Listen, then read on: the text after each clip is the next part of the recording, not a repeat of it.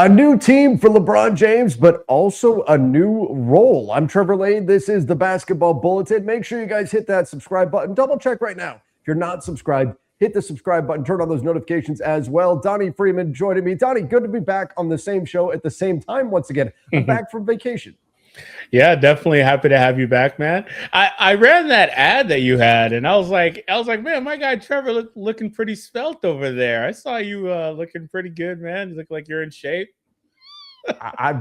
I've been putting in the work. Although I'll tell you what, I spent the last week and a half on a cruise ship undoing a lot of that work. So now I got to do the work all over again when I get back home, because I'm not in my home studio right now. But that'll be tomorrow. I'll get back and then get right back to it.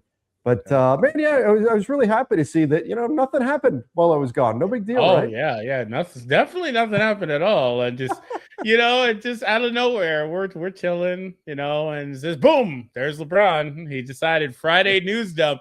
Actually, in fact, he decided, ESPN, you guys are working this weekend. So here you go. Did you see how mad Charles Barkley was? Oh, yeah, he was pissed. He had plans to go do other stuff. How dare LeBron decide to announce this knowing Charles had plans? Right?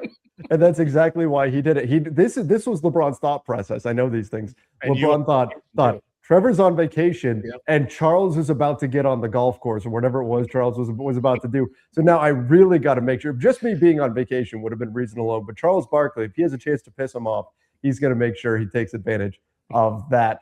It looks like LeBron, by the way, I do think he's going to be a great fit with the Philadelphia 76ers. But what I think is really interesting is it looks like he's going to be playing a different role than what we've seen over the last few years. And in fact, this is similar to the role that we saw LeBron play in the championship year in 2019-2020 with the Lakers. According to Shams Charania, the 76ers are expected to play LeBron James a good amount at the point guard position to be the primary initiator and playmaker for Joel Embiid, Tyrese Maxey, and Jaylen Brown. So first and foremost, Donnie, I don't like that point guard gets him. So I like that he added primary initiator, because LeBron's not going to defend point guards. He's not defending ones, similar to Luka. Luka plays the point guard role, the initiator on the offensive end, but he's not defending guards. So people start throwing LeBron into a backcourt and stuff like that. No, you still need guards on the floor with him, because those aren't the players that he's going to be defending. But what do you think at this stage of his career, 41 going on 42, LeBron going back to a primary initiator role?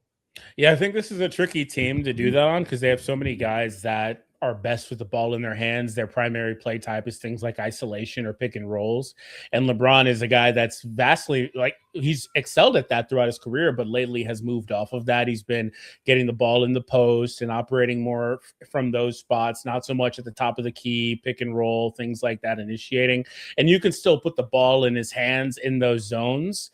The tricky part is that Embiid also occupies a lot of that space. So is he going to be just camping out on the perimeter, spotting up, things of that nature? I think they have to figure that out. But I think you can occupy those zones with LeBron if you want to have him initiate an action. Tyrese is a really good off-ball player. Edgecombe is a good slasher as well. I think that it could definitely work if they decide to do that. But I think it's more about trying to find a parallel to what LeBron did in the Olympics, where he was just out there as like a Swiss Army knife. He wasn't out there looking to score a lot, but the ball was in his hands a lot. He was initiating a lot for the guys and getting them into their actions and into their sets.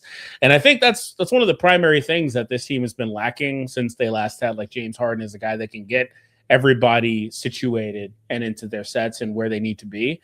Again, it is a little bit tricky because they've got three other guys that are extremely high usage, but I think they'll be able to figure it all out.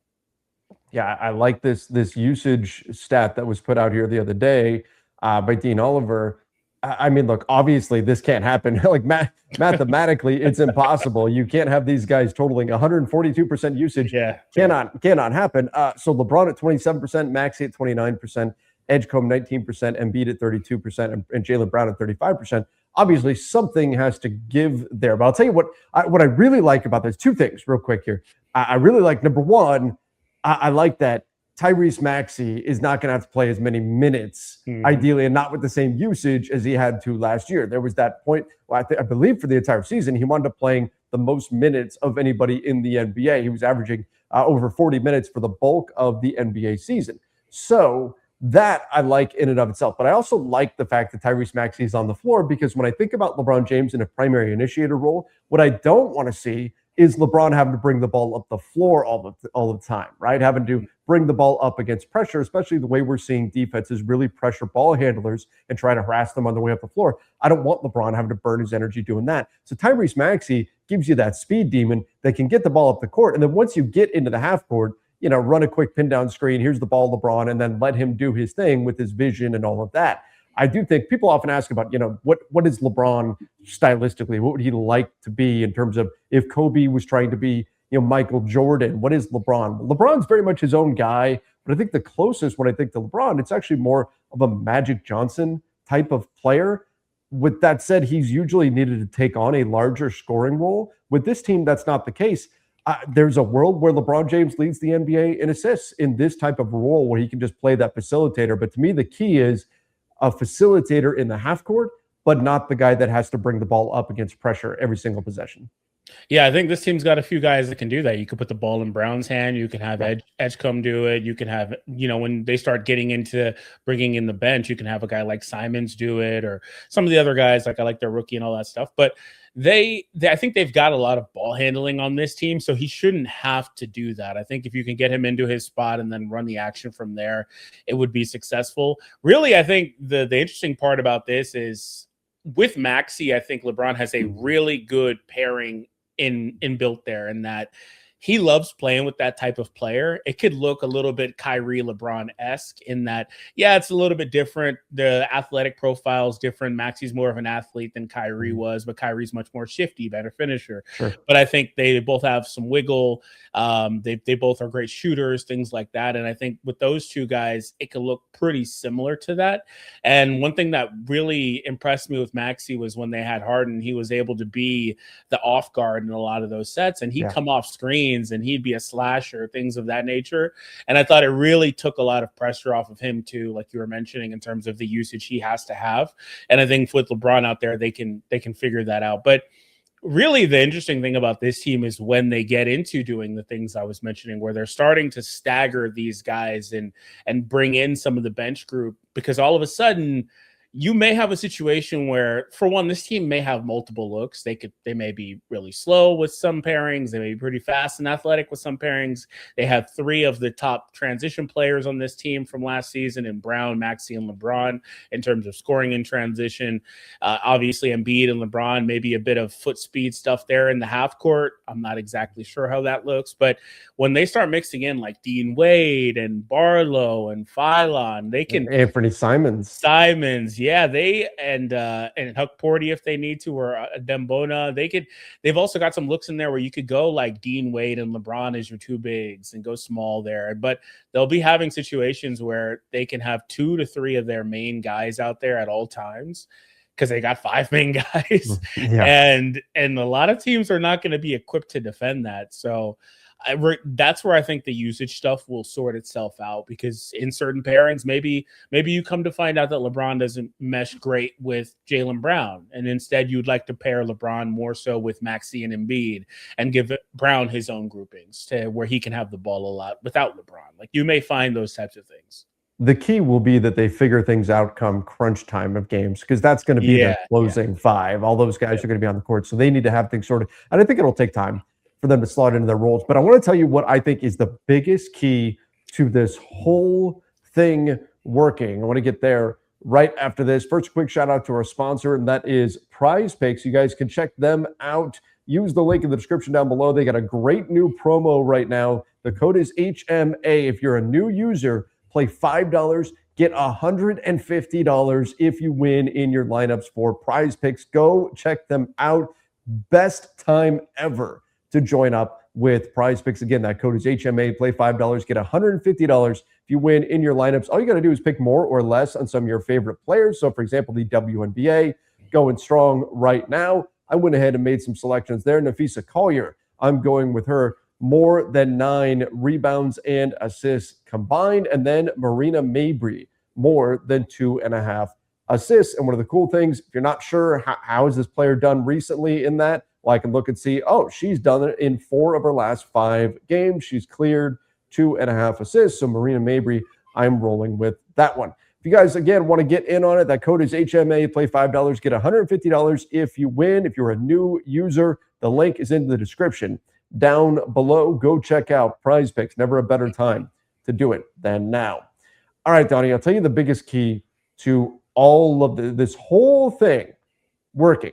And yes, the health of Joel Embiid is a close second to this, but I'll tell you what is actually the number one to all of this. It is Jaylen Brown. And I know they don't get LeBron if they don't have Jaylen Brown. And by the way, there's some reporting out there from Shams Charania that it would have cost the Golden State Warriors 3 or 4 first-round picks to get Jaylen Brown. Ooh. Apparently, Boston really likes Paul George. I've been saying that I think PG low-key fits kind of good in Boston. It's tricky because you gave up a far better player, but I think the fit is there. Yeah, that's right. Like apparently the Golden State offer would have had to have been if they really wanted Jaylen Brown. And frankly, I think if they got Jaylen Brown or if they had gotten Anthony Davis, they have LeBron right now. So maybe they kicked themselves a little bit there. But they would have been sending out Jimmy Butler. And Boston looks at Jimmy Butler and says, he's not a super aggressive three-point shooter. We want the guys to shoot all the threes. And we know Paul George is going to bomb away from three. Even if he's not quite worth his contract, we're not intending to trade him after this. We'll just let his contract run out on our roster. And that's why we only need 2 seconds. I don't know. Boston fans, that's probably no consolation to you. Right. Nor am I one to try to give you any consolation. But I do wonder. At that specific skill set, he is the better player. If you need a guy to sit there and bomb threes, he is a far better player at that. And he did it against them in the playoffs. So that's part of it. But I do wonder if you gave Boston truth serum right now, Brad Stevens, you give him truth serum and you say, hey, if you could have kicked in the extra pick or whatever, Hugo Gonzalez, whatever it was going to be, would you, to prevent the timeline we're on right now, would you have done it? If they knew that Jaylen Brown going to Philly would mean LeBron to Philly as well. Yeah, if they would have done it. Maybe, yeah. Anyway, would have tried to, but I mean, again, they gave up the far better player regardless, and maybe in aggregate things work a little better without the huge usage of Brown on the team. And Brown also is such a heavy, not just usage player, but isolation player. A lot of what he's doing is isolation, pick and roll, and I think he is the biggest offender of that among all these players that LeBron is going to have a tough time fitting with. If there's more guys on the court. Which is why, and again, I'm belaboring the point, Jaylen Brown is my number one. My number one question mark on this team that needs to go right. What is his mindset going in? And I know they don't get LeBron if they don't have Jaylen Brown. I'm not saying this because I think it's not going to work. No, I think it is going to work. I think LeBron James is a basketball genius, and he's going to figure things out and ultimately will work. I think there'll be some bumps in the road initially, but I think over the long haul, they will figure it out. But here's the thing. We've got a Jaylen Brown who was just very excited. It was his favorite team ever when he didn't have to play with Jason Tatum, and he was the number one guy. He was the first option, and they got to be the team that surprised everybody and was better than everybody thought. Guess what? Not anymore. Now the 76ers are the favorites to win the whole thing, and everybody's picking them. They're not going to sneak up on anybody, and he's also probably not the number one guy. He's going to have to. We can say they've got guy on this team. 4 number one guys. I don't know exactly how it's going to shake out. Mm-hmm. Here's the thing. I still think it should be Tyrese Maxey. He probably by default winds up being it because he's going to have the ball with the most, I'd imagine. Right. Probably by default. So I think it needs to be him. But what they need Jaylen Brown to be is a wing stopper. Like they're badly needing that on this team. They need Jaylen Brown to be a wing stopper, and that's not what he was particularly. He's not a guy who's a bad defender, certainly, but he's going to need to become a guy who is very locked in defensively and very locked in on doing the things that are different than what he was asked to do last year when he apparently loved last season. So what is Jaylen Brown's mindset? Is his mindset, hey, we have a chance to win, and I'm going to defend the other team's best player every single night, and that's the role I'm going to take because I can? If that's his mindset, cool, all systems go. If he's worried about his touches, if he's worried about offensive opportunities or being the guy or any of that kind of stuff, that's where things could get a bit rocky here. I think with that, for one, they've also got Edgecombe, who's going to be doing a lot of defensive work out there, dirty work out there too. But I think for him, a lot of it's going to come down to buying in because this team does have a legitimate shot. I think when he got traded initially, all that "this is my favorite team" stuff was kind of out the window, unless you're expecting Embiid just not to play, which is a fair expectation for the record. Sure. Unless you're expecting that, he was going to be in a situation where he was going to have another high usage, maybe 2 high usage players anyway. So what's one more, right? Like, it just is what it is. Maybe throughout the game, like I was saying, he'll get his own lineups and pairings, and in those moments, he'll get the opportunity to really show that element of his game. But I think for this all to really work properly, they're all going to have to sacrifice. Embiid's he's not going to be able to occupy the mid post or the high post area as much as he would like to, unless the play call is directly for him. He's going to have to spend more time out on the perimeter or setting screens or things of that nature, and spotting up and being a 3-point shooter. He's going to have to come off screens. What's his name? Jaylen Brown, excuse me, is going to have to. You wanted to call him James Harden, didn't you? I was going to say Joel James. Then my brain went to James Harden. But he's going to also have to come off screens and things. And LeBron, too. LeBron's got to set a lot of screens. He's going to have to get his 3-point shot back as a catch-and-shoot player specifically. He had a couple seasons where he was in the 40s. In fact, a couple of years ago, he was in the high 40s. He was 41% from 3, period. But 3 seasons ago, when you get to his catch-and-shoot numbers, they were way up there. Yeah, they came all the way down. I don't know if that was sciatica or what, but he's going to need that back, because this team, they don't have in that starting grouping a ton of like catch and shoot shooting. So I think that's going to be a big swing factor. But for Jaylen Brown, the usage can't be 35. And I don't expect him to think that that'll be something that'll persist in most cases. But the good news is this team is interesting because I think they've got so much talent in the starting group, and they've got a bunch of good depth on this team. Yeah, to where you can say, LeBron, we don't need you tonight. Joel Embiid, you probably weren't going to play tonight, but we don't need you anyway. So go home, Joel. just stay home. Don't even bother. So what that means is that for Jaylen Brown, you're still going to have plenty of opportunities throughout the course of a long season. If you're healthy and these other guys aren't, you're going to have a lot of opportunities. But the tricky part about all that is that if you do that too much, how do you build the chemistry? Right. It's a fine line. It's a fine line to walk. And this is a team where if on any given night you can say, hey, Anthony Simons, we need 20 from you. No problem. Hey, Simon, LeBron's rested tonight. Joel Embiid hurt his big toe and he's out for a little while. So Anthony Simons, we need 20 points out of you. No problem. He can go get that. You've got guys who could do those. Hey, KCP, we need you to go lock down some guys. We need you to really step up. We need 20 minutes out of you instead of 12 like on a normal night. No problem. I think he can step into that kind of a role. I do question the backup big depth a little bit. Adem Bona is certainly, I think, an interesting guy, and Huck Porty can do his things, but I think they'd be well served to have one more kind of guy that they could turn to. But that's going to go small. I think they've got a small look in there because they want to get out in transition. I think they're going to go small. That could be interesting to see if they do wind up going small a bit. And LeBron was one of the best transition players in the NBA last season, so he would have the ability to do that. Or Maxey and Jaylen. I keep calling him Joel for some reason. They both were all 3 of those guys were among, I think, the top 5 in transition scorers last season. They're going to get out and run like crazy. But let me tell you that, even with that, let me make a little prediction here. LeBron James is going to have the lowest points per game of his entire career. Yeah, he will. I think that's coming. And not in a bad way. That's not a negative thing. But he last season, in terms of a points per game standing, 20.9, tied his rookie year for the lowest points per game. And frankly, had Luka and Austin Reeves not gotten hurt at the end of the season and LeBron had to step on the gas pedal, that would have been the lowest scoring total of his career. So I think that's coming, in part because it's LeBron's getting older. He's going into his age 42 season, but also because he's already being tabbed for this kind of facilitator / initiator role. And he's got all these other guys on the team that can score. So if LeBron's points per game dropped as low like 15 points a night, I'm not going to look at that and go, oh, see, there's evidence that LeBron has fallen off. No, I think the beauty of this team is he doesn't need to score that much for them to be successful. Yeah, I think, like I said earlier, it's going to be a pretty good parallel to him on the Olympic team, where it's I'm going to score if the opportunity is there. If I get a mismatch, we get a transition, maybe he'll hit a couple threes here and there. He'll probably shoot 4 or 5 a game. That's just how it's going to go. But I think he's probably in the range of like 17 points and 10 assists. That's probably where that he winds up, and 5 or 6 rebounds. I think that could be pretty interesting, actually, seeing him play that role again, because we haven't seen so much of that.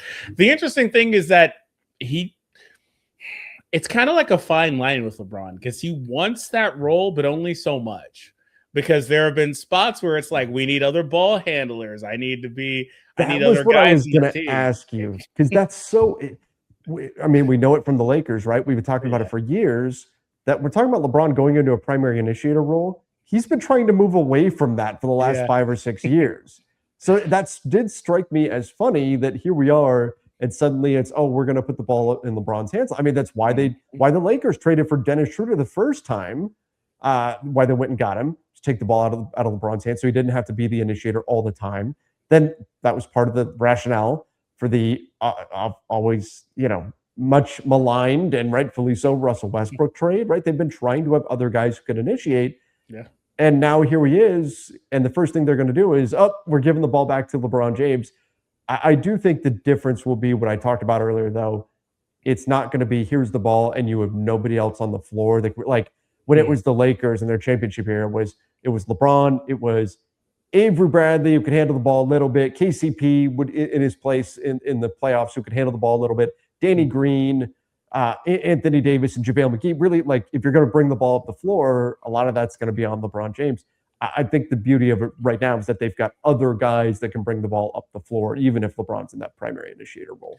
Yeah, you didn't go far enough back, man. You can go all the way back to the initial season with LA. Remember what they were doing Lance that Stevenson year? Yeah, you remember what they were doing that year? That was a big talking point. Is we're going to bring in a bunch of ball handling. That was one of the big things they did.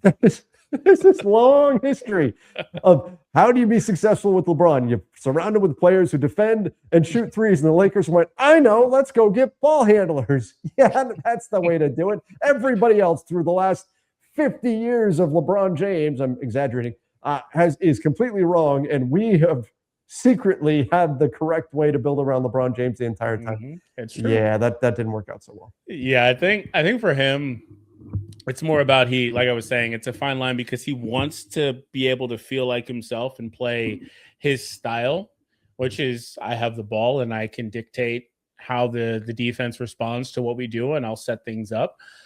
But I also think for him, he doesn't want to have to do that the entire time, like he's had to do in his past until he became a Laker. He had huge stretches where he was doing that a lot of the time, which is why he's always favored having a D Wade or a Kyrie, and now he's going to have a Maxey. But in there, he had Luka, and they really developed Austin to be one of those guys before Luka came that could handle the ball and take the ball, a good bit. And on the Luka bit, it's understandable because he's freaking Luka, but I kind of wonder because towards the end of the season, he was saying things like, they have me on the shelf. I can still do this stuff. I kind of wonder if it's about choosing that role yourself versus kind of being pushed into that role. Yeah. And so for him, I would imagine that one, he was pushed into it because, again, it's Luka. I can't be mad at that. But he's choosing this role, and he chose this team, where he's going to be a guy that's not the primary option or even the second option. I don't know who the hell the primary option is, but I think for this team, it could be any other player for the second or third option on a nightly basis. I'll tell you this, they better not call him the third option. We know he doesn't like that. Whatever like the rule is, he's choosing. LeBron, he's choosing. You're the first option, just in our hearts. You're the first option. Oh, you're the first option, but it's pass first. He's actually pass first, LeBron. You're the pass first option here, LeBron. Yeah, but he'll have some nights where he's hot as hell, man, and he's legit the first option. It makes me think of a quote from The Office. Ryan Howard was talking about what he wants in a boss, and he says, I want someone who will lead me when I feel like being led. That's LeBron. I want to not have as big of a burden, but I don't want you to take the entire burden. Like, it's a fine line. He wants an exact right role on the team. I do think that it's going to take a little bit of time to dial that in, but I also think that we're going to get a eager to prove himself LeBron James. Yeah. I also think we're going to get a very eager to prove himself Jaylen Brown, right? Jaylen Brown just got traded away by the Boston Celtics and essentially said, hey, you're not worth the contract that you're on. We don't think we can build a winning team due to the second apron with Jaylen Brown and Jason Tatum together anymore. he's got a lot of reason to be locked in here with this group. So I think ultimately all this stuff we're talking about, I think it's all going to work out just fine. I just think there may be some rough edges that need to be smoothed out in the early going. I think everybody that's there is going to do their best to make it work. And there's going to be stretches where it doesn't look good. There's going to be stretches where they go on a losing streak and the earth is crumbling around them and everyone's like, what is happening here? This team sucks. They have no chemistry, but I think they'll figure it out and they'll do everything they need to do to make it work. And on the LeBron bit of it all, I'm positive he's going to go in there and bring his qualities to this team and try to be a leader and do whatever this team needs him to do. One thing I will say is that while he wasn't happy about that role, he did play the good soldier last year and did exactly what they needed him to do. And when they needed him to do more, he did that too. And so I think for this team, he'll do the exact same thing. He'll come in if they need him to be an initiator or a scorer on a nightly basis. He'll do everything he can to play that role, and it may look a little different. It's tended to look different than what we're used to as he's gotten older. That's normal, but he'll figure out a way because he's still one of the greatest Swiss Army knives that we've ever seen. And maybe he needs to take a bigger defensive role. Things of that nature. There could be things like that he has to do. My big thing with him is, he's also been very reluctant to see the minutes come down. He's not been happy about that every time. Last year it was down, but he wasn't as opposed to it. But do those minutes have to come down just a little bit more now? I'd like to see him sub 30. Yeah, maybe. Below 30 minutes. I don't think he'll let it happen because the problem with that is that it's so hard to get up and going for him. And if you're LeBron, are you going to get in every game hours ahead of time, do your whole spiel, and only play 28 minutes a night? I mean, he averaged 33 last year. I mean, but we're talking about chopping off 5 minutes. Yeah. It shouldn't be the end of the world, but I'd like to remember they had that hard line at 30 and he was pissed. That didn't last more than a couple games a few years ago. Wasn't there the 1 year with Darvin? Wasn't there going to be one coming in, and then game 1? Yeah. It was a close game and he played pissed. They had a hard line at 30. It lasted one game. He didn't play him in the one game, and then the next game, it was that's gone. We're just playing it. So I don't know, man. I wonder if this team is so good that they try to do that, and they're able to get away with it, similar to how the Thunder have been able to do for the last couple of years with Shea, where it's we're not really going to play him in the fourth quarter because we don't have to. And so if you're Philly, that's the best case scenario. You can not only for LeBron, you could coast, for lack of a better term, to the playoffs and just get there healthy, ideally. All your guys' minutes need to come down. Maxey and Edgecombe, certainly from last year, they can't play the minutes they played last year. No. Joel's at 30 anyway, but he's playing 30 games a season, so maybe you try to stretch that out too. So 30 minutes for 30 games, and that's the Joel Embiid shift. Yeah. He'll be there for the playoffs though. But the thing is that if he's able to play in the playoffs, he will. But he crumbles in the playoffs. It just catches up with him. Even last year, every time he always gets hurt. Come playoff time, I wonder if he's going to get. I think he's going to get attacked a lot. Embiid.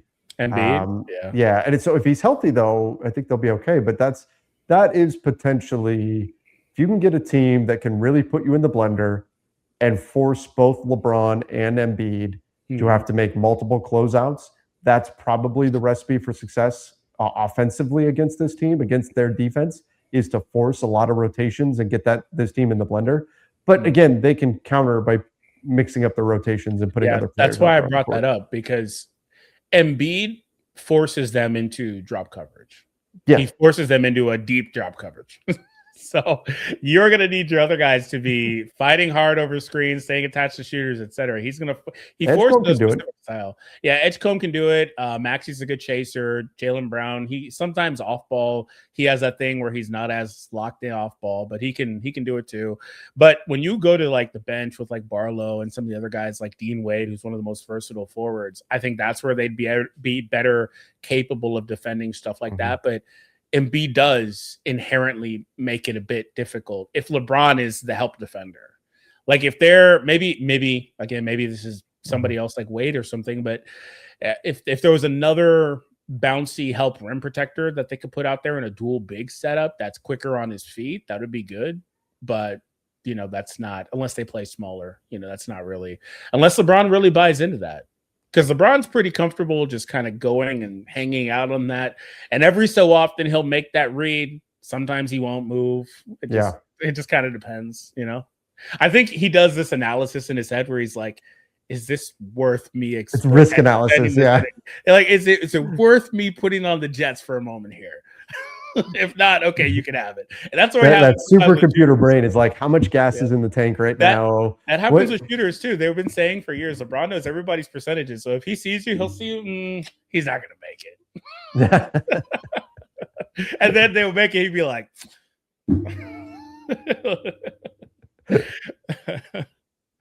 all right. Well, I do think this is going to be a really interesting season for the Philadelphia 76ers. I know this wound up being a very 76er-centric episode, but we wanted to talk about what could be a very stylistic change here for LeBron James and what's going to be the final chapter of his career. But give us your thoughts in the comments down below, everybody. We do appreciate all of you who have joined us here at the Basketball Bulletin. Again, make sure you do hit that subscribe button. Till next time, everybody. See ya and stay safe.